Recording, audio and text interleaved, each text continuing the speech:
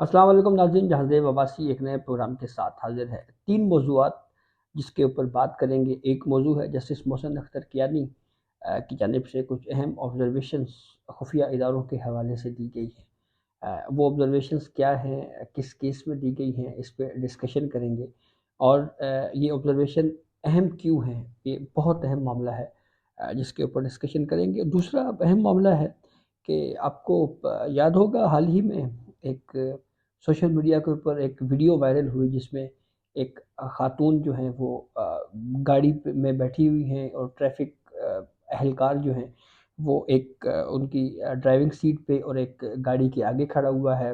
شدید بحث و تکرار ہو رہی ہے، مس بیہیو بھی کیا گیا ان خاتون صاحبہ کی جانب سے ان ٹریفک وارڈنز کو، ٹریفک پولیس والوں کے ساتھ۔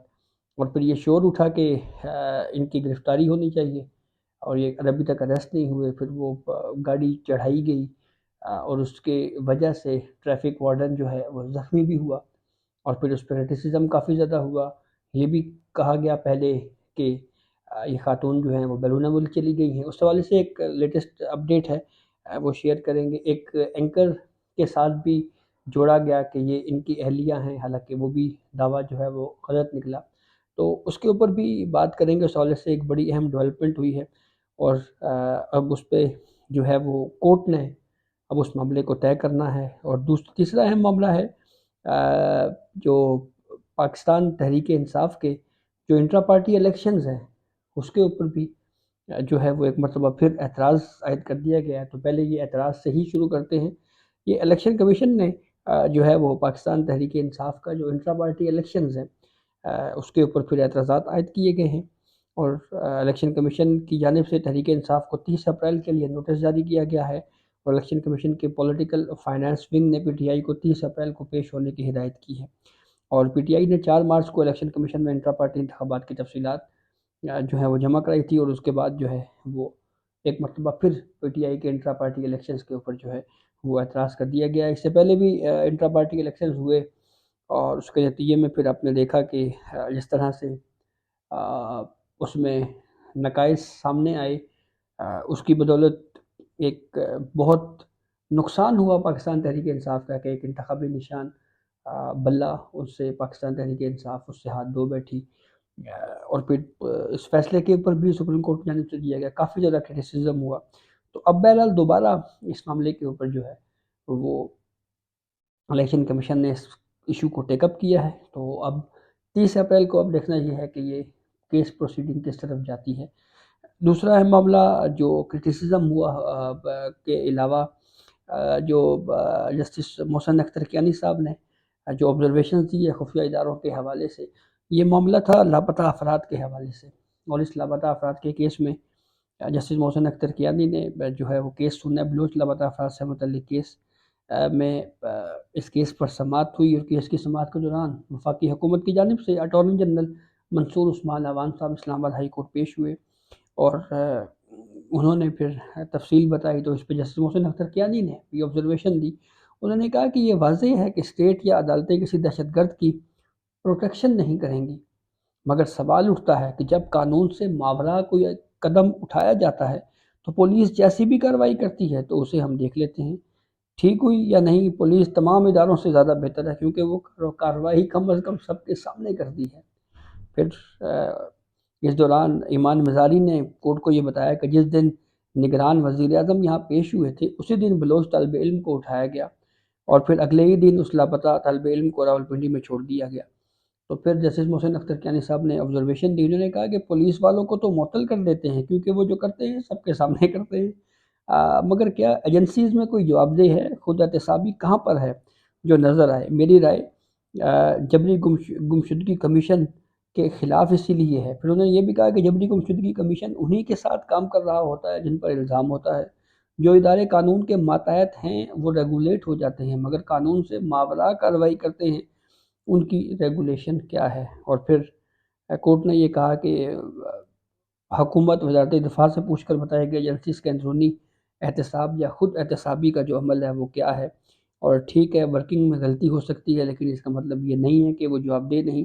اگر کوئی دہشت گرد ہے تو پرچہ دیں، کارروائی کریں، لیکن ماورائے عدالت کارروائی نہ کریں۔ اچھا، اداروں کے اندر خود احتسابی کے حوالے سے خبر حال ہی میں آئی ہے، فیض حمید کے حوالے سے جو ایک پراپرٹی کا وہ ایشو تھا، اس کے اوپر یہ کہا جا رہا ہے کہ انکوائری جو ہے وہ GHQ میں شروع ہو چکی ہے۔ بہرحال تو یہ ایک بہرحال ایک مثال ہے، لیکن اس کے اوپر بھی سوشل میڈیا کے اوپر یہ تبصرے بہرحال ضرور ہوئے کہ اگر کمیشن فیض آباد دھرنا کمیشن میں اگر کوئی پروسیڈنگ ہوتی تو وہ ادارے کے حوالے سے بات کی جاتی، لیکن اب ایک فرد کے حوالے سے وہ معاملہ محدود کر دیا گیا ہے۔ تو بہرحال کورٹ نے جو ہے یہ آبزرویشنز دی ہیں، اور جسٹس محسن اختر کیانی نے یہ بھی کہا ہے کہ عدلیہ سمیت ہر ادارے کو اپنے اختیار کے اندر رہ کر کام کرنا ہے، ہمیں لاپتہ افراد کے اس معاملے کو حل کرنا ہے، اور پھر یہ 21 مئی تک اس کیس کی سماعت جو ہے وہ ملتوی کر دی گئی ہے۔ کافی طویل تاریخ ڈالی گئی ہے، لیکن محسن اختر کیانی صاحب بھی ان اسلام آباد ہائی کورٹ کے 6 ججز میں شامل ہیں جنہوں نے عدالتی معاملات میں ایجنسیز کی مداخلت کے حوالے سے خط لکھا تھا، اور پھر اس سے پہلے ایک ریفرنس بھی ان کے حوالے سے منظر عام پہ آیا، اور اس پہ بھی کافی زیادہ میڈیا میں جو ہے وہ رپورٹس ہو چکی ہیں۔ تو یہ وہ 6 ججز میں سے جسٹس محسن اختر کیانی صاحب بھی ہیں جن کے حوالے سے جو ہے وہ سپریم جوڈیشل کونسل میں انہوں نے خط لکھا تھا، اور جس میں یہ کہا تھا کہ ایجنسیز اگر ہمارے ساتھ اس طرح کا رویہ اپنائیں، اگر مداخلت ہو رہی ہو تو اس صورت میں کیا رسپانس ہونا چاہیے، کیا کس طرح سے جو ہے وہ جواب آنا چاہیے، یا کیا طریقہ کار اڈاپٹ کرنا چاہیے۔ تو وہ معاملہ بہرحال اب ultimately supreme court of Pakistan میں ہے، اور سپریم کورٹ نے سو موٹو بھی لیا ہوا ہے، تو سپریم کورٹ کی جانب سے ہی اس معاملے کو طے کیا جانا ہے۔ اچھا جی، تیسری خبر ہے موٹر وے پولیس کو، جو موٹر وے پولیس اہلکار کو ٹکر مار کر بھاگنے والی جو خاتون ہے اس کو اریسٹ کر لیا گیا ہے، اور موٹر وے پولیس اہلکار کو ٹکر مار کر بھاگنے والی خاتون کو گرفتار کر کے جو گاڑی ہے، جس گاڑی سے انہوں نے ٹکر ماری تھی، وہ گاڑی بھی قبضے میں لے لی گئی ہے، اور راولپنڈی پولیس کے مطابق خاتون کو اسلام آباد سے گرفتار کیا گیا، اور پولیس کے مطابق گرفتار ملزمہ کی شناخت فرح کے نام سے کی گئی ہے۔ اور راولپنڈی پولیس کے ترجمان نے کہا ہے کہ ملزمہ گرفتاری سے بچنے کے لیے مفرور ہو گئی تھی، جن کے وارنٹ جو ہے وہ ان کا جاری کیا گیا تھا۔ ملزمہ کے وقوع میں استعمال ہونے والی گاڑی بھی برآمد کر لی گئی ہے۔ ملزمہ کو اقدام قتل، کار سرکار میں مداخلت اور غفلت و لاپرواہی سے گاڑی چلا کر شہری کو زخمی کرنے کے جرائم میں چالان کیا جائے گا۔ اور RPO راولپنڈی بابر سرفراز نے SSP آپریشنز کی سربراہی میں ملزمہ کی گرفتاری کے لیے جو ہے وہ ٹیمیں تشکیل دی گئی تھیں، یہ کہا گیا ہے پولیس کی جانب سے، اور یہ کہا گیا ہے کہ نصیر آباد پولیس نے جدید ٹیکنالوجی کو استعمال کرتے ہوئے ملزمہ کو ٹریس کر کے گرفتار کیا ہے۔ SSP آپریشن سے کہا کہ کسی بھی شخص کو قانون ہاتھ میں لینے کی ہرگز اجازت نہیں دی جائے گی، قانون کی رٹ کو چیلنج کرنے والوں کے خلاف بلا تفریق کارروائی جاری رکھیں گے۔ خاتون نے رواں سال 1 جنوری کو موٹر وے پولیس اہلکار کو ٹول پلازا پر ٹکر ماری تھی، اور خاتون ملزمہ پولیس اہلکار کو گاڑی سے ٹکر مار کر گرانے کے بعد موقع سے فرار ہو گئی تھی، اور خاتون نے موٹر وے پولیس اہلکار کو ٹکر مارنے سے قبل بدسلوکی کے حوالے سے جو سوشل میڈیا کے اوپر فوٹیج ہے وہ بھی سامنے ہے۔ لیکن یہ بدسلوکی ہوئی کیوں، دوسرا موقف بھی جو ان خاتون کا بھی جو بھی موقف ہے، لیکن کم از کم وہ سامنے آئے گا، اور اس سے بھی جو ہے وہ چیزیں جو ہے وہ مزید جو ہے وہ بہتر ہوں گی۔